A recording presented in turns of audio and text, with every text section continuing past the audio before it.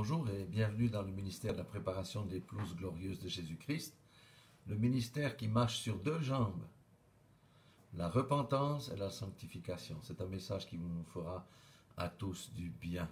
Amen. Nous vous saluons dans le nom précieux de Jésus-Christ. Amen. Bonjour à tous et bonjour à toutes. Nous sommes heureux de vous revoir et nous vous souhaitons bon dimanche, bon culte depuis l'Oberweide. Amen.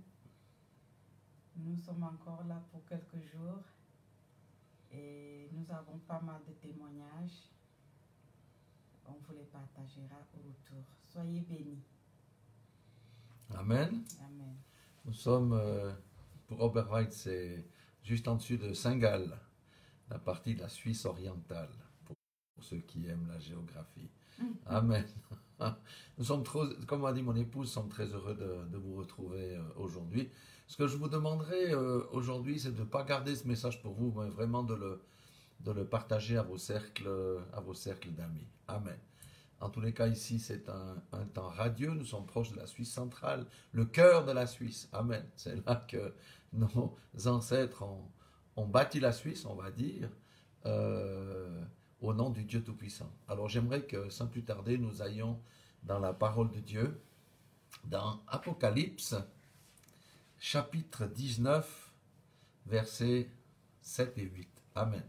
Amen. Apocalypse, chapitre 19, versets 7 et 8. Amen. Amen. C'est une parole assez extraordinaire qui va introduire le message de ce jour. Alléluia. Amen. Nous disons, réjouissons-nous et soyons dans l'allégresse. Vous voyez, c'est quelque chose de joyeux que le début de ce verset. Hein? Réjouissons-nous et soyons dans l'allégresse. Apocalypse 19, 7. Hein? Et donnons-lui gloire. Amen. Car les noces de l'agneau sont venues et son épouse s'est préparée. Amen. Amen. Vous voyez, Apocalypse chapitre 19, verset 7, 7 et 8 que nous allons lire, que nous lisons, c'est en relation avec l'épouse. Qu'est-ce qu'il est dit ici? Nous savons que l'épouse est mariée à Jésus-Christ et que les noces doivent avoir lieu dans le ciel. Amen. C'est pourquoi il est dit, réjouissons-nous et soyons dans l'allégresse. Hein? Et donnons-lui gloire, car les noces de l'agneau sont venues et son épouse s'est préparée. Amen. Amen. Et son épouse s'est préparée. Amen. Amen. Ça veut dire qu'une épouse qui n'est pas préparée pourra-t-elle aller dans les noces de l'agneau? Vous connaissez la réponse? La réponse est non. Non. L'épouse doit se préparer pour entrer dans les noces de l'agneau. Regardez ce qu'il est dit au verset 8, toujours du chapitre 19 d'Apocalypse. Il est dit ceci. Et il lui a été donné de se revêtir, amen, d'un fin lin éclatant pur. Amen. Amen. Et qu'est-ce que c'est que ce fin lin? La parole de Dieu lui dit elle-même. Car le fin lin, ce sont les œuvres justes des saints. Amen. Amen. Alléluia. Amen. Donc, si nous comprenons juste ces deux versets, qui sont les versets aussi de notre ministère, comme Éphésiens 5, 27, une épouse sans tache ni ride, le Seigneur nous dit ici que l'épouse de Jésus-Christ se prépare. Amen. Amen. Il ne peut pas y avoir d'enlèvement. Les gens qui s'imaginent sans préparation aller dans l'enlèvement, c'est une grande illusion. Et non seulement l'épouse doit se préparer, mais encore, elle doit accomplir des œuvres, telles qu'il est dit ici, les œuvres justes des saints que Dieu a préparées pour chacun d'entre nous avant la fondation du monde. Amen. Ça veut dire que chacun d'entre nous a un appel. Si quelqu'un n'entre pas dans son appel, comment peut-il faire les œuvres justes des saints qui sont mentionnés ici? Amen. Alléluia. Donc l'épouse de Dieu se prépare. Et en plus, nous sommes dans les temps où la préparation doit s'accélérer maintenant. Amen. Et pour cela, nous allons aller dans Matthieu, au chapitre 24. Alléluia. Amen. Matthieu, chapitre 24. On va prendre les versets 1 à 13, mais on va aller tranquillement. Amen. Vous savez que ça, c'est le discours sur le mont des Oliviers. Alléluia. Amen. Donc, il est dit ceci. Matthieu, chapitre 24, verset 1. Comme Jésus s'en allait, au sortir du temple, ses disciples s'approchèrent de lui, s'approchèrent pour lui en faire remarquer les constructions. Donc, c'est l'homme qui va montrer à Jésus, Dieu lui-même incarné, regarde ce que l'homme a fait, combien c'est grand, comment c'est fort. Mais il leur dit, voyez-vous tout cela, je vous le dis en vérité, il ne restera pas ici pierre sur pierre qui ne soit renversée. Amen. Qu'est-ce que ça veut dire? Ça veut dire que l'œuvre des hommes ne pourra pas subsister, tout simplement. Amen. Amen. Quelle qu'elle soit grande, qu'elle soit grandiose, l'œuvre des hommes ne pourra pas subsister. Seule subsiste l'œuvre de Dieu. Amen. Alléluia. Il s'assit sur la montagne des Oliviers et les disciples vinrent en particulier lui poser cette question. Dis-nous quand cela arrivera-t-il et quel sera le signe de ton avènement et de la fin du monde? Amen. Amen. Jésus ne leur a pas répondu directement. Il leur a dit ceci au verset 4. Jésus leur répondit. Prenez garde que personne ne vous séduise. Amen. Les temps de la fin sont marqués par la séduction. Amen. Amen. Et voyez, il est dit ensuite, car plusieurs viendront sous mon nom. Sous mon nom. Ça veut dire que la séduction vient par des personnes qui utilisent la parole de Dieu. Et c'est pour ça qu'on doit toujours discerner. On doit toujours contrôler si ce qui est prononcé est toujours en accord avec le reste des Écritures. Car on ne peut pas prendre des versets et les isoler. Amen. Amen. Alléluia. Vous savez que quand il dit la séduction va se manifester comment?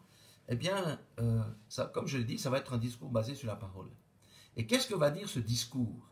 Et ça, pour nous, c'est un indicateur important de savoir quand nous devons fermer nos oreilles et quand nous devons les ouvrir. La première des choses, c'est un salut qui est prêché sans la croix, sans le sacrifice de Jésus-Christ à la croix de Golgotha.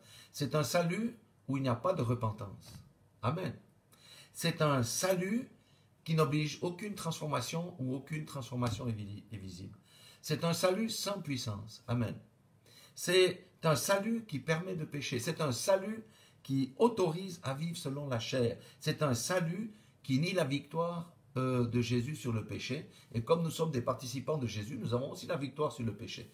Vous voyez ce que c'est la séduction. Amen. Alléluia. Donc c'est un faux Jésus qu'on prêche et un faux évangile. Mais le Seigneur lui-même nous a dit de prendre garde. Ça veut dire que nous devons être alertes.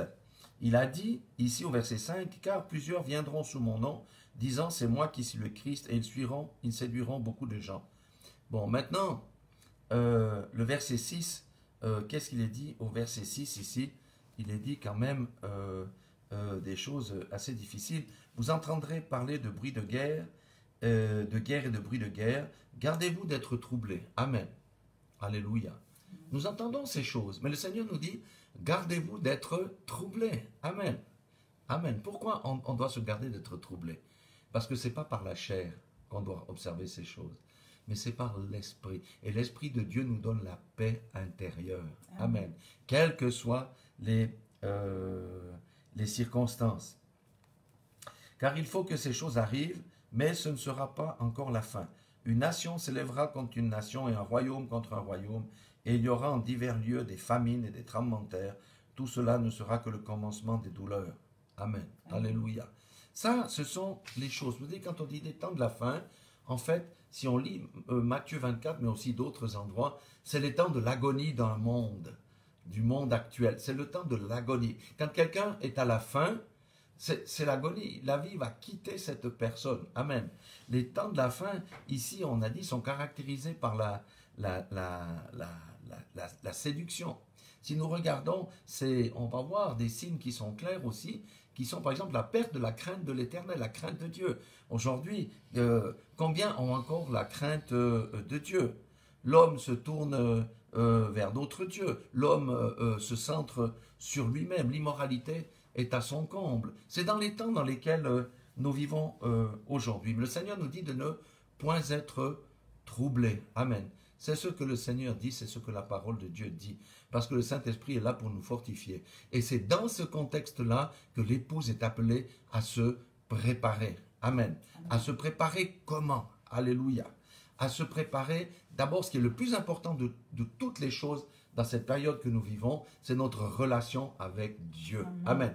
L'homme doit se reconnecter à son Créateur. Amen. Parce qu'autrement, on va être troublé. Autrement, on va avoir peur, on va avoir la crainte de toutes ces choses qui sont annoncées ici. Puis on va réfléchir, mais comment je vais faire? Et comment je vais m'en tirer? Et il faut que j'achète des provisions? Et il faut que je fasse ceci. C'est la peur, mais la peur ne vient pas de Dieu. Si vous voulez la paix dans les temps dans lesquels nous allons, nous devons avoir la connexion avec Dieu. Amen. Alléluia. La première des choses, la préparation, c'est restaurer la connexion avec notre Dieu. Ça veut dire restaurer notre relation. Et notre relation, ce n'est pas uniquement le dimanche. Non, ce n'est pas uniquement le dimanche. C'est la lecture, la méditation, la prière, la communion avec Dieu. Ça veut dire se réjouir quand on est joyeux. Amen. Ça veut dire lui dire quand on est dans la peine, quand on a des craintes, etc. C'est ça la communion. Et Dieu agit. Notre Dieu est un Dieu qui agit en faveur de ses enfants. Parce que le jugement vient sur la terre, mais le jugement ne va pas toucher les véritables enfants de Dieu. Écoutez bien ceci. Le jugement ne va pas toucher les véritables enfants de Dieu. Amen. Amen. Le jugement va toucher les méchants. Au temps de Noé, le jugement est venu, il a touché qui? Les méchants. Au temps de Lot, le jugement il est venu, il a touché qui? Les méchants. Le Seigneur nous promet la persécution, c'est vrai, mais il nous donne aussi l'assurance que nous traverserons ces choses. Amen. Alléluia. Amen. Donc, la première des choses, c'est être en ordre dans notre relation avec Dieu. La deuxième des choses, c'est la certitude du salut. Alléluia. Amen. Et c'est cette certitude que quoi qu'il se passe, tout concourt au bien de ceux qui aiment Dieu. Et la troisième des choses, c'est porter les yeux sur les choses d'en haut et non sur les choses du monde. Amen. Amen. Alléluia. Amen. Donc, vous voyez, la préparation, c'est ça. La préparation, c'est croire que Jésus, là, a été crucifié, selon Jean 3,16, afin que quiconque croit en lui ait la vie éternelle et ne périsse point. Alléluia. Amen. Que Jésus a été crucifié. Que par son sacrifice, mes meurtrissures, par ses meurtrissures, mes maladies sont guéries. Alléluia. Amen. Il est venu rétablir toutes choses. À cause de la mort à la croix de Jésus-Christ, les malédictions qui étaient contenues dans l'Ancien Testament, qui étaient sur ma vie, peuvent être ôtées. Amen. Alléluia. Amen. Que le sang de Jésus me donne la victoire sur quoi? Sur le péché. Amen. Amen. Que je peux marcher par l'Esprit en faisant taire ma chair. Alléluia. Amen. Ça, c'est le véritable évangile. Le véritable évangile de la grâce, c'est justement la grâce qui nous a fait d'être vainqueurs du péché et de marcher par l'Esprit. Ce n'est pas la grâce qui nous permet de faire tout ce qu'on a envie de faire selon la chair. Amen. Amen. Alléluia. Amen. Donc, voyez, notre Dieu là, il dit préparez-vous. Veillez et priez car vous ne savez pas à quelle heure le Seigneur va revenir. Préparons-nous. On doit se préparer. Sanctification, ça veut dire quoi? Être mis à part. Les choses du monde, on doit enlever toutes. Vous savez, l'homme est comme un oignon. Vous savez qu'un oignon a plusieurs peaux. Hein? C'est ça. Ben, on va peler l'oignon pour arriver jusqu'au cœur. Toutes les choses du monde, on va enlever pelure après pelure. Tout ce que notre cœur était attaché, on va l'enlever. Amen. C'est ça la sanctification. La sanctification, c'est se garder pur, être séparé du monde. Amen. Ça veut dire que si nous voulons que notre Père qui est dans les cieux nous pardonne, nous devons pardonner à tous ceux qui nous ont offensés. Ça veut dire qu'il n'y a aucune racine d'amertume dans notre cœur. Alléluia. Qu'il n'y ait point de racine d'amertume, point de non-pardon dans notre cœur. Parce que la Bible dit, autrement vous allez mourir dans vos péchés. Amen. C'est ça un cœur pur. Le cœur pur, c'est vivre avec les pensées d'en haut. Amen. Amen. Si nous avons les pensées de Christ, nous vivons dans la pureté, nous marchons dans la sainteté. Amen. Amen. Mais nous savons que nous vivons dans un monde pourri et dans un corps de chair. C'est pourquoi, lorsque nous péchons, nous demandons pardon et le sang de Jésus nous nettoie. Mais ce qui est important de comprendre, c'est que nous ne devons pas continuer à marcher dans les anciennes voies. Amen. Amen. Donc, nous vivons dans ces temps-là où il y a beaucoup de séduction dans le monde, et dans le monde chrétien en particulier, les autres ne connaissant pas Dieu. Il y a une certaine séduction, et pour éviter la séduction, nous devons vraiment lire la parole de Dieu. Amen. Parce que la parole de Dieu, c'est le livre qui nous lie. C'est quand on lit la parole de Dieu, la Bible dit que ça nous lave. Amen. Ça nous ouvre les yeux. Mais si nous ne lisons pas la parole de Dieu, on va être emporté à tout vent de doctrine parce qu'on cite 3 versets et on va sortir de la voie droite. Amen. Mais si nous avons la communion avec Dieu et si nous lisons la parole de Dieu, nous méditons, nous prions, nous jeûnons, nous restons sur le sentier étroit. Le Seigneur a bien dit que le sentier, il est étroit. Amen. Amen. Amen. C'est pour ça qu'il n'y a qu'un seul chemin, une seule vérité, une seule vie. Bien qu'aujourd'hui, on veut nous faire comprendre que Dieu est amour et puis qu'on peut aller au ciel par n'importe quel chemin. C'est faux. Le seul chemin, c'est Jésus-Christ. Amen. Amen. Alléluia. Amen. C'est vraiment le seul chemin. Nous sommes dans les temps, et tout le monde s'accorde à dire que le temps de la grâce arrive à son terme, ça veut dire le temps des gentils. Nous étions les gentils, hein, selon le principe de la Bible. Il y avait Israël et les gentils, mais le temps des gentils arrive bientôt à son terme parce que c'est bientôt à nouveau le temps de la restauration d'Israël. Mais entre deux, nous savons qu'il y aura beaucoup d'événements qui vont se passer. On va retourner dans Matthieu ici, chapitre 24, et on va prendre le verset 8.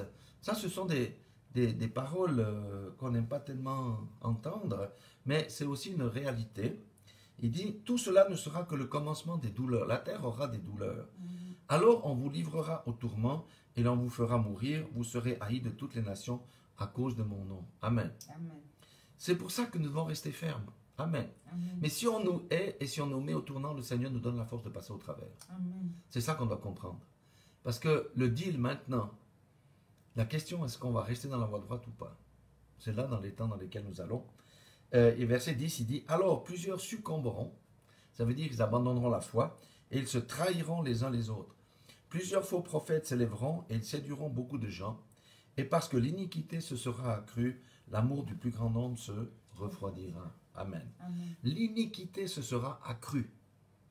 Ça veut dire quoi? L'iniquité, c'est quand on appelle le mal bien, et le bien mal.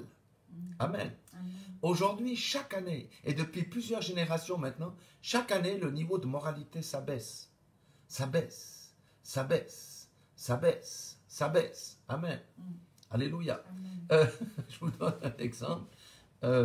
En Californie, de par la loi, maintenant, les jeunes, à partir de 8 ans, ont droit de prendre des pilules pour retarder la puberté, afin de leur permettre de décider le genre qu'ils vont choisir. Amen. Quand vous dites que la moralité descend à vitesse grand V, ça descend.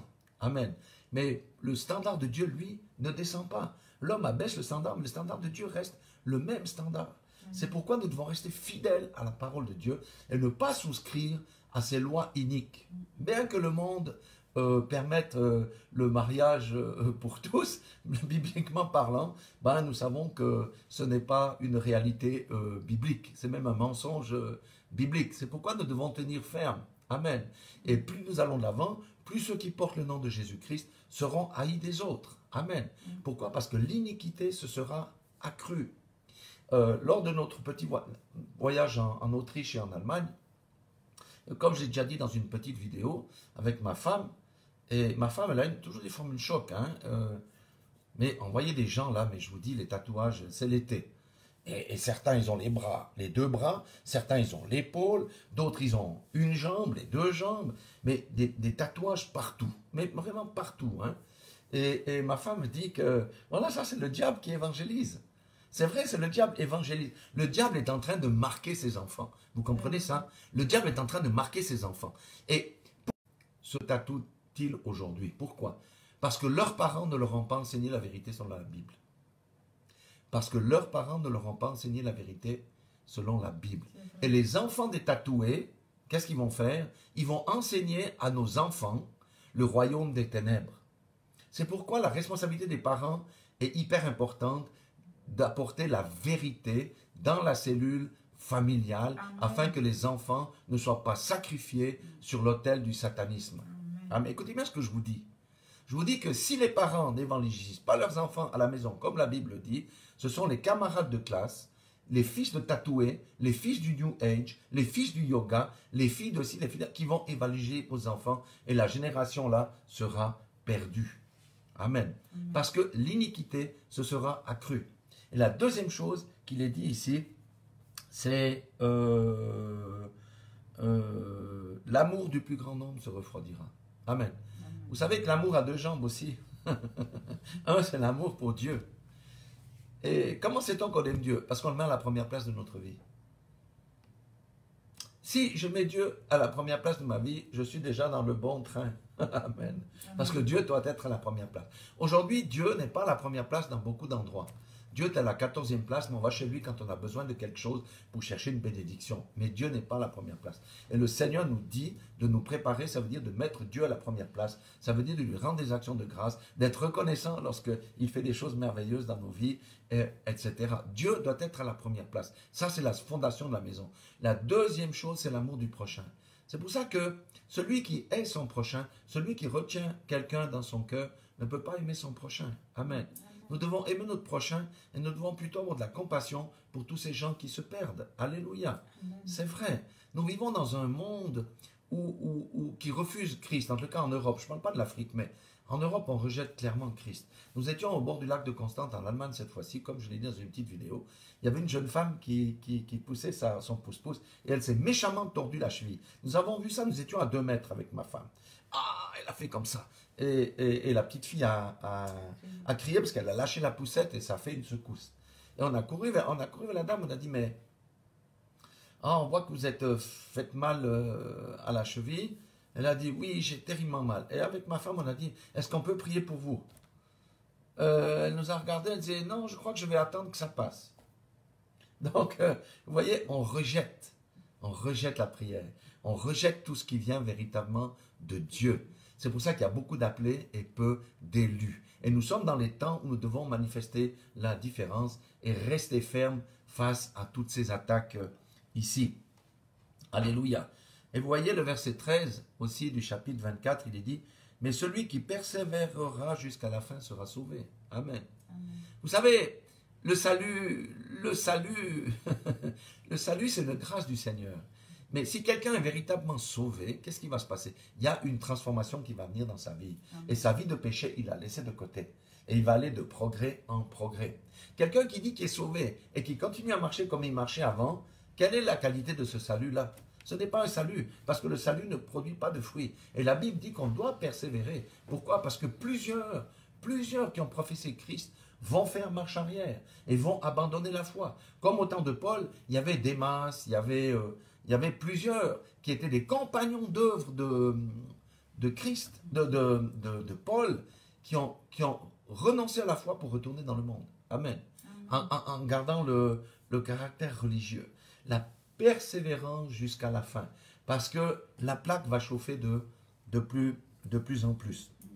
Il dit bien ici, mais celui qui persévérera jusqu'à la fin sera sauvé. Amen. Et cette bonne nouvelle du royaume sera prêchée dans le monde entier pour servir de témoignage à toutes les nations. Alors viendra la fin. Amen. C'est pour ça que, vous savez, la Bible dit que la moisson est grande, mais qu'il y a beaucoup d'ouvriers. Non, il dit qu'il y a peu d'ouvriers. Il y a peu d'ouvriers. C'est exactement ça. Pourquoi? Parce qu'il y en a peu qui persévèrent jusqu'à la fin. Alléluia. Amen. Parce que la mission, c'est quand même de proclamer l'évangile, le véritable évangile de Christ. Alléluia. L'évangile de la paix, l'évangile de l'amour, l'évangile de la droiture, l'évangile de la sanctification. Alléluia. L'évangile du cœur pur, l'évangile de la guérison, l'évangile de la délivrance. Alléluia. Ça n'a rien à voir avec la religion. Ce sont des choses palpables et concrètes. Alléluia. Nous allons prendre à partir du verset 36. Cette en-tête du chapitre-là s'appelle exhortation à la vigilance. Alléluia. Il dit, pour ce qui est du jour et de l'heure, personne ne le sait. Ça veut dire qu'on ne sait pas.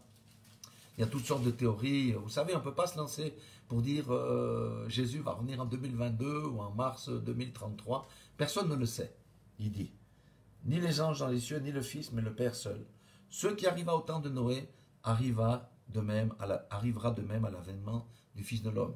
Noé était un prédicateur. Il disait non, repentez-vous. Le déluge va arriver. Entrez dans l'arche. Aujourd'hui, c'est le même message. C'est la repentance. Repentez-vous. Entrez dans l'arche. C'est Jésus-Christ. Amen. Amen.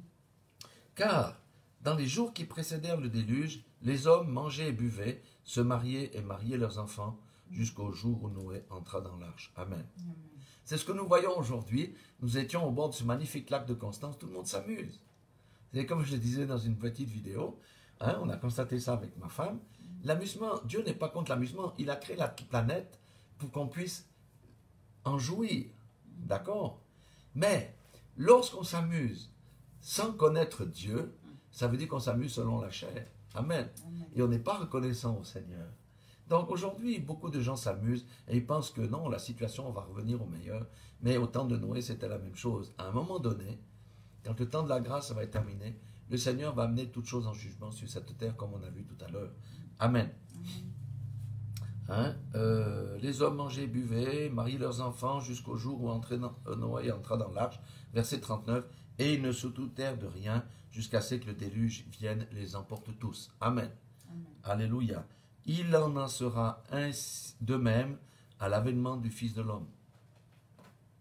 Alors, de deux hommes qui seront dans un champ, l'un sera pris et l'autre sera laissé. De deux femmes qui moudront la meule, l'une sera prise et l'autre sera laissée.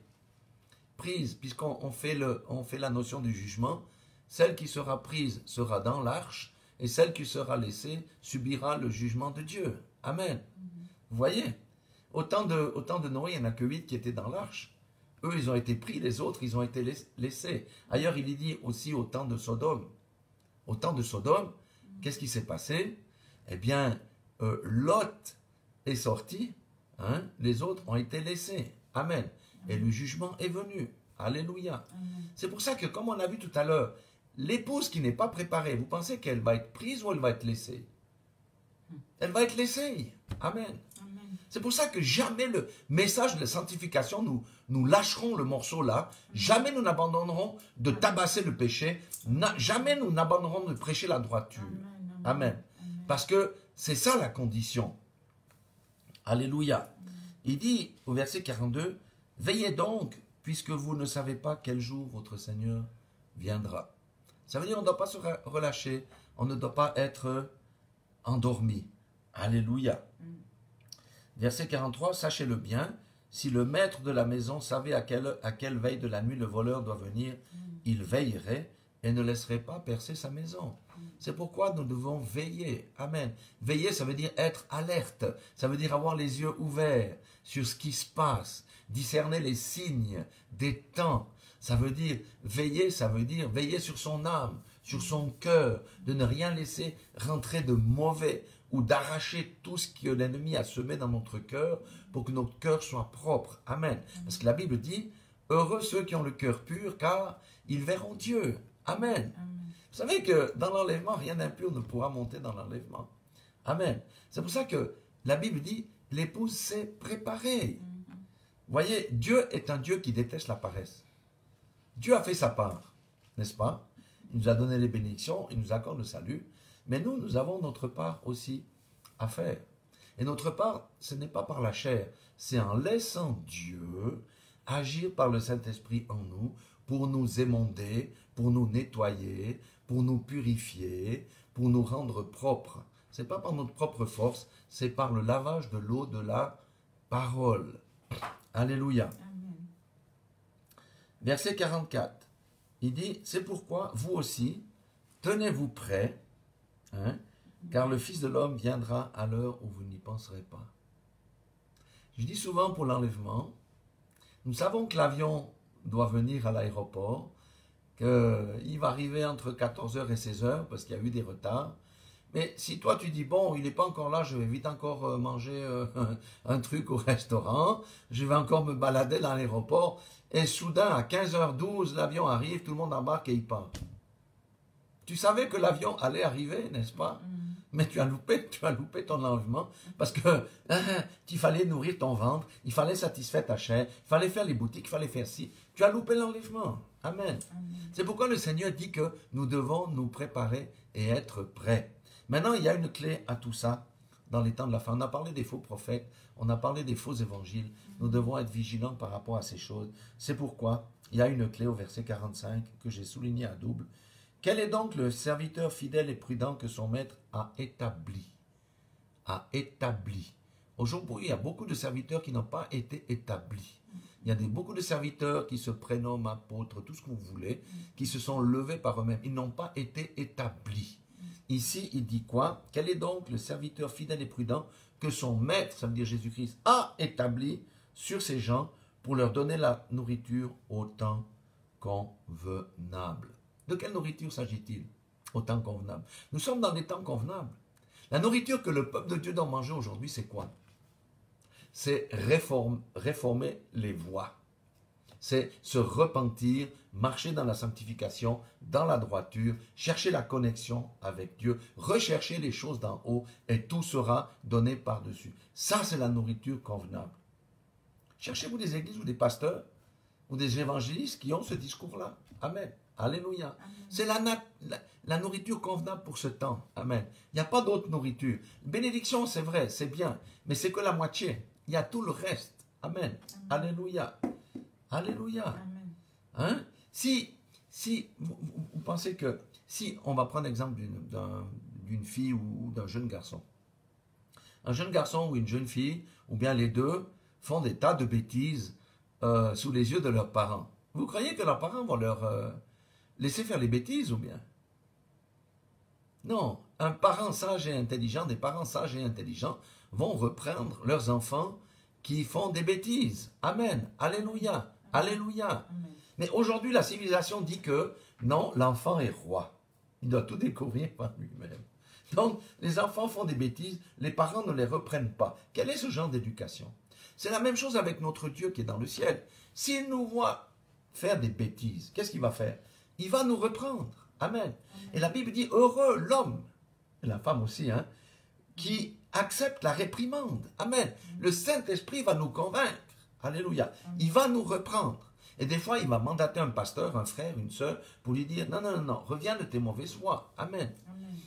Heureux celui qui accepte la réprimande. Alléluia. Amen. Donc, soyons de ceux qui acceptent la réprimande du Seigneur. Parce que nous sommes dans les temps-là. Celui qui durcit son cœur face à la réprimande s'endurcit tellement qu'à un moment donné, la voix de l'Esprit ne peut plus toucher son cœur. C'est ce qu'on appelle une conscience anesthésiée. Amen. Alléluia. C'est pourquoi nous devons être attentifs à la correction de l'Éternel. C'est pourquoi nous devons entendre la nourriture convenable pour cette heure, qui est réformer vos voies, chercher la face du Seigneur, repentez-vous et marchez dans la voie droite, restez sur le chemin étroit, marchez dans la sanctification, dans la droiture, séparez-vous du monde et de ses attraits et de ses convoitises. Ne pliez pas le genou devant l'ennemi, car les temps sont mauvais. La Bible dit de racheter les temps, car les temps sont mauvais. Amen. Amen. Amen. Alléluia. Nous sommes dans ces temps, là. Amen. Donc, tout ça pour vous dire que le monde va du mauvais côté, mais nous allons du bon côté. Amen. Amen. C'est ça que nous devons voir. Le monde descend, mais nous montons. Alléluia. Amen. Et nous ne ferons pas partie de la chute du monde. Nous serons aspirés dans les airs. Amen. Amen. Parce que non seulement nous avons été appelés, mais nous avons été élus. Amen. Alléluia. Amen. Nous allons lire aussi une parole dans Michée. On va prendre Michée au chapitre 3.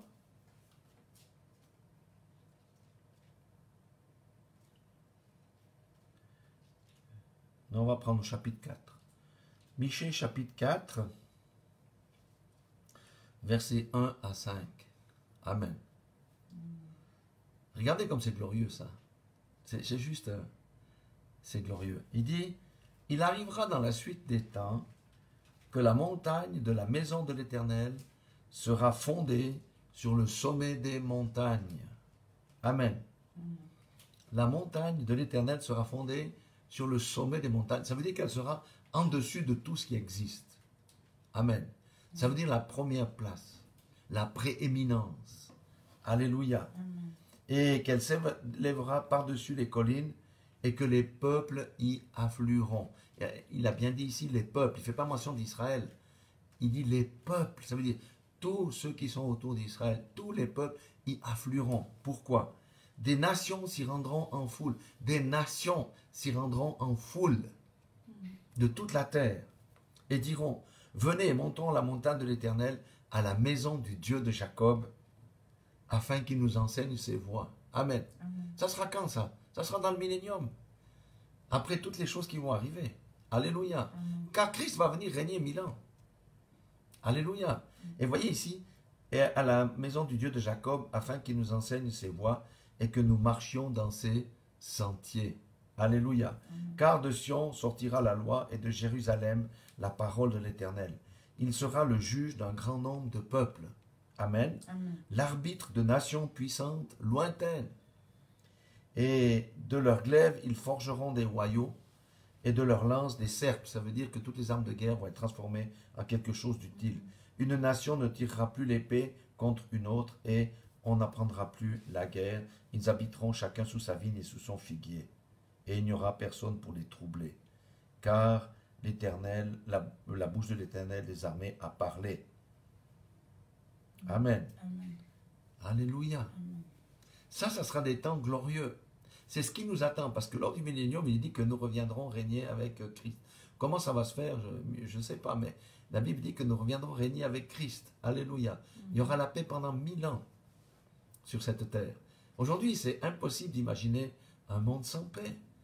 Ça menace de tous les côtés. Amen. Il y a déjà de la guerre dans différents continents. On sent que la terre est comme sur une poudrière aujourd'hui. Amen. Mais il est dit ici que les peuples reconnaîtront que Dieu est Dieu. Amen. Ils reconnaîtront Jésus-Christ comme Seigneur et Sauveur. Amen. Et ils viendront à Jérusalem pour chercher la sagesse. Et nous régnerons avec eux. Ça, c'est notre destin glorieux.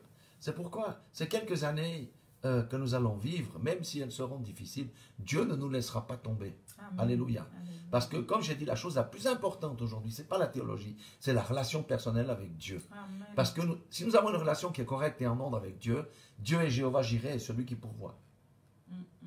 Dieu est Jéhovah Rapha, celui qui guérit. Dieu est Jéhovah Shalom, celui qui donne la paix. Dieu est Jéhovah Sabaoth, celui qui combat pour nous. Dieu est Jéhovah Nissi, notre bannière.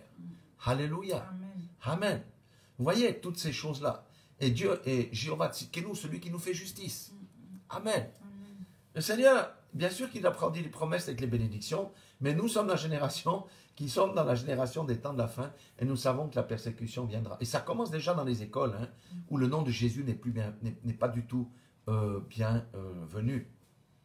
Où on enseigne des tas d'autres choses que la saine parole, la saine doctrine. C'est pourquoi, comme j'ai dit, nous devons évangéliser les jeunes générations. Et ça, c'est la responsabilité des parents, afin que la génération de nos enfants ne soit pas perdue. Amen. Alléluia. Donc, nous avons des grandes promesses. Mais dans les temps qui viennent, nous devons faire attention à ne pas écouter n'importe quelle voix. Car beaucoup prêcheront la parole de Dieu, mais avec des mauvais motifs dans le cœur, pour séduire les gens. Amen. Amen. C'est pourquoi la Bible dit que cherchez le serviteur fidèle et prudent. Fidèle, ça veut dire fidèle à qui? Fidèle à Jésus, fidèle à Dieu, fidèle à ses commandements, fidèle à ses préceptes. Et prudent, ça veut dire qui sait discerner. Amen. Amen. Pour éviter de se tromper de chemin. Pour qu'il vous distribue de la nourriture au temps convenable. Amen. Amen. Parce que Dieu donne la nourriture au moment venu. Amen. Amen. Notre Dieu est un Dieu merveilleux, notre Dieu est un Dieu fidèle, et c'est pour ça que c'est très positif le message d'aujourd'hui. Le Seigneur nous dit, nous allons être dans des temps difficiles, mais moi je suis avec vous. Persévérez, persévérez jusqu'au bout. Je suis avec vous. Si quelqu'un a une bonne connexion avec Dieu, même lorsque la tribulation vient, il va passer au travers. Pourquoi? Parce qu'il a toujours les yeux fixés en haut. Le diable veut que nous ayons toujours les yeux fixés en bas, sur la chair, sur les éléments qu'on voit pour nous mettre la peur.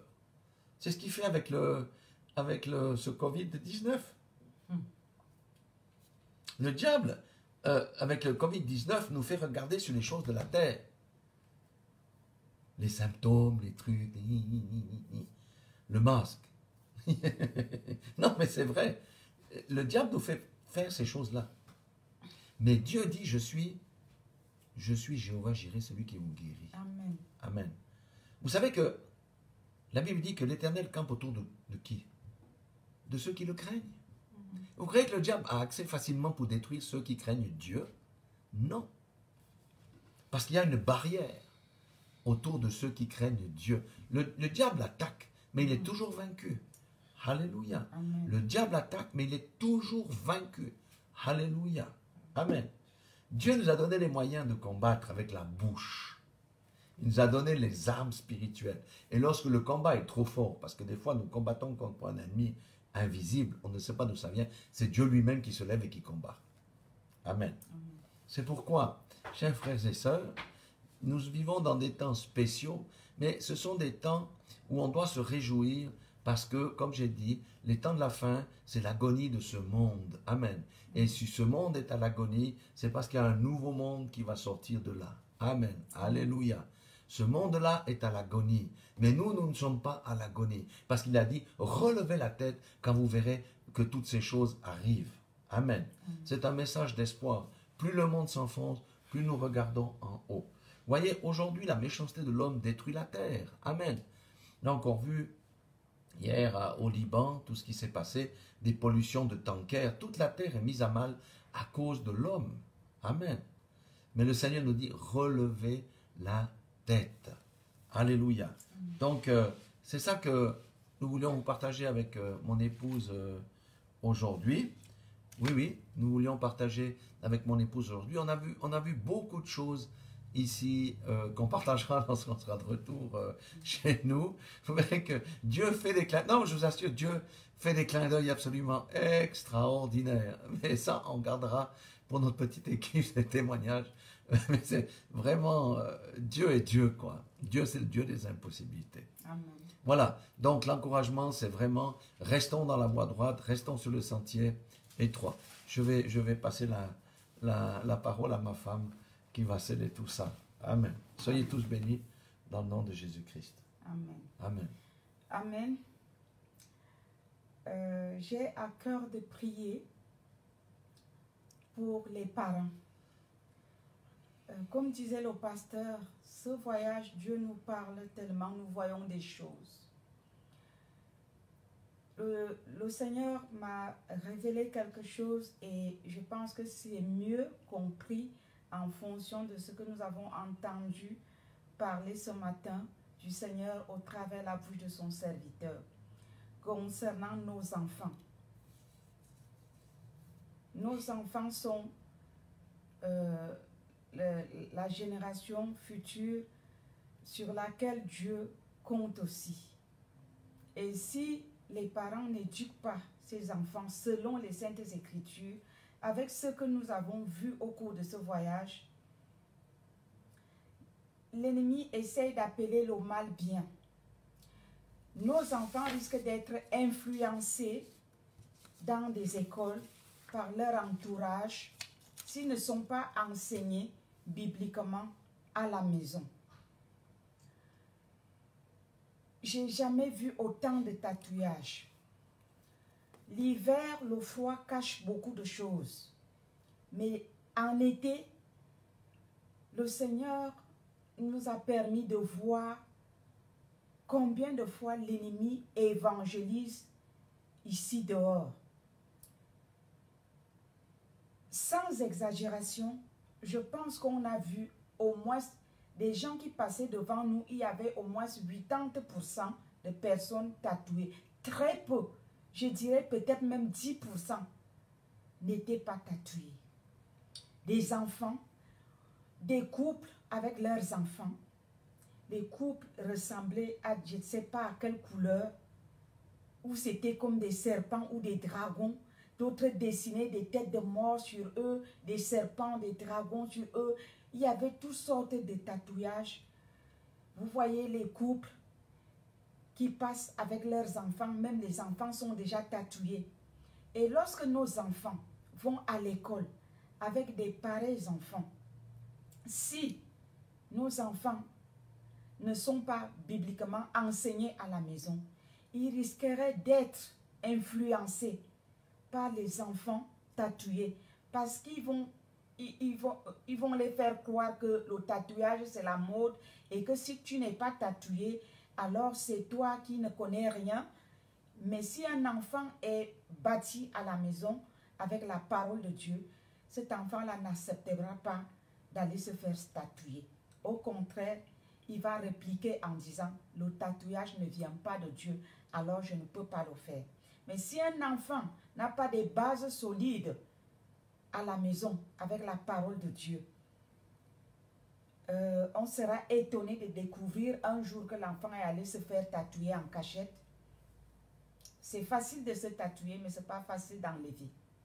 Donc, j'aimerais vraiment prier pour les parents, pour que les parents prennent conscience que le Saint-Esprit parle au cœur des parents qui négligent l'éducation spirituelle à la maison. Prions. La parole de Dieu dit, Proverbe 22, verset 6, « Instruis l'enfant selon la voie qu'il doit suivre. » Instruis l'enfant selon la voie qu'il doit suivre.